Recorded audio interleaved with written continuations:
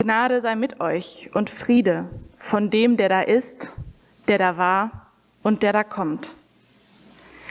Dear congregation, the church year is almost over, and this Sunday is dedicated to honor the saints, all the people that came and believed before us, and we also remember our dead. The change we see outside, from harvest and colorful sceneries to leaves and temperature falling, a nature slowing down, mirrors the fact that our lives are constantly changing as well, and that we are here now, but someday won't. For some people who have had a fulfilled life and perhaps now are ill and feeling pain, the thought of dying might come as a relief. For most of us, I guess, it is rather a scary thought, something we like to push aside. But death is a reality in our lives. These candles burning, they remind us of that. But how can we deal with all of this? How can our faith help us face mortality and grief? If we look at the story we just heard, there might be some hints. First, I notice that when Mary meets Jesus, she doesn't hesitate, but directly engages in a conversation with him.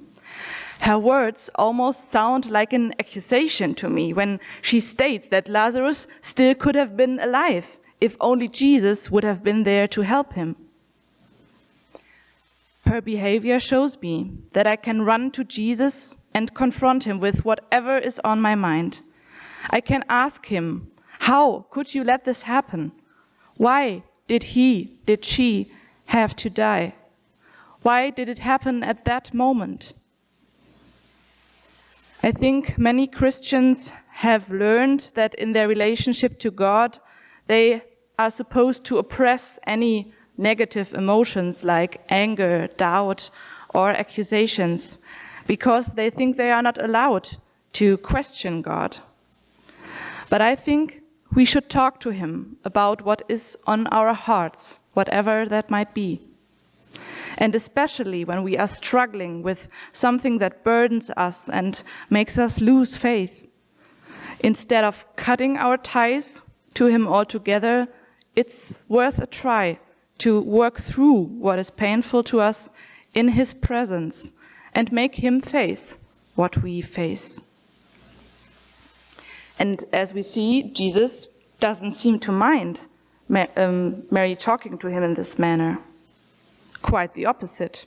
When he sees the sisters and the friends of Lazarus crying, he himself is deeply moved and even disturbed, it says, by their emotions.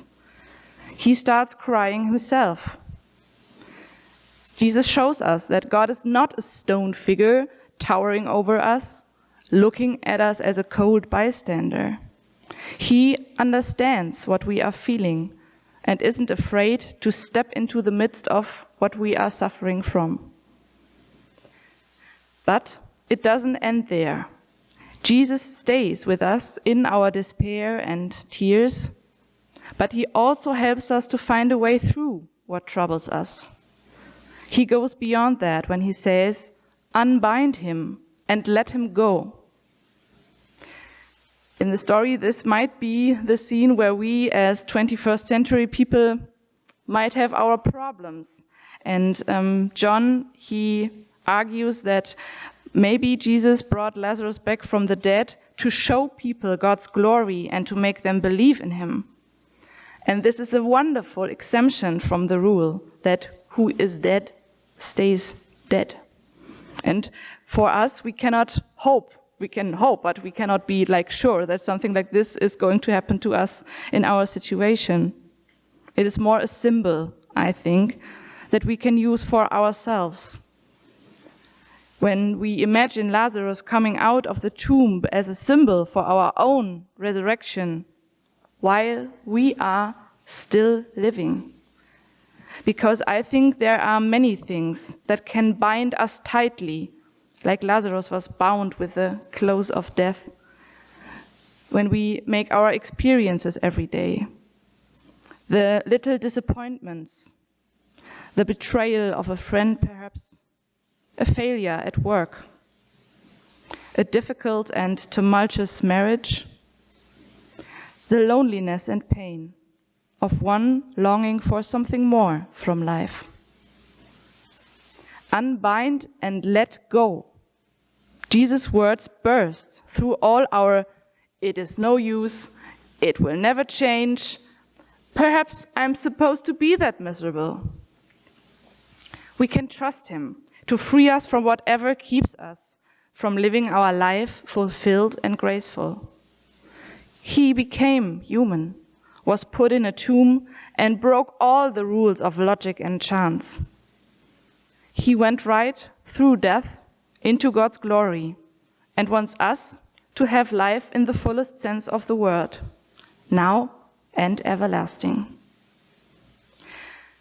So coming back to the question of how to deal with death in our life, I think it seems it is a lot about letting go. We have to let go, like Jesus said, of our fear of not being, or we can never move forward with our lives, build relationships, houses, and memories for ourselves and the ones we love. We have to let go of the people we love every day in the hope that they will come back to us. And we have to let go of our dead at some point in time and accept that they will be no longer with us in the way we used to know. Sometimes it seems that we cannot leave the shadows in our lives on our own.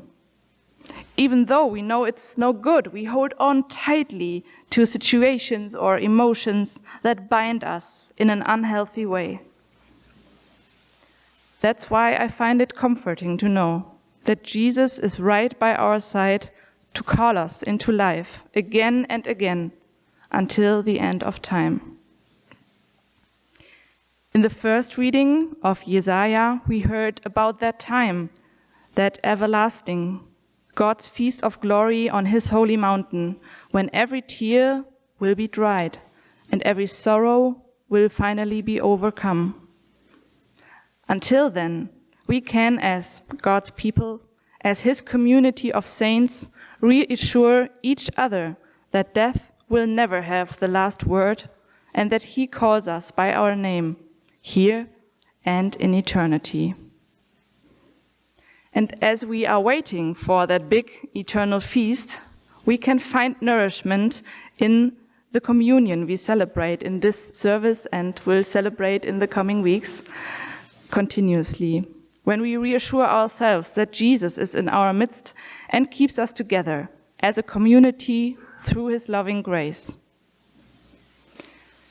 And so I hope we find the courage to show Jesus all our emotions, the positive ones as well as the anger, the fears, the doubts we might have, and that we pray for each other to be called out of the shadows of the tombs among the living.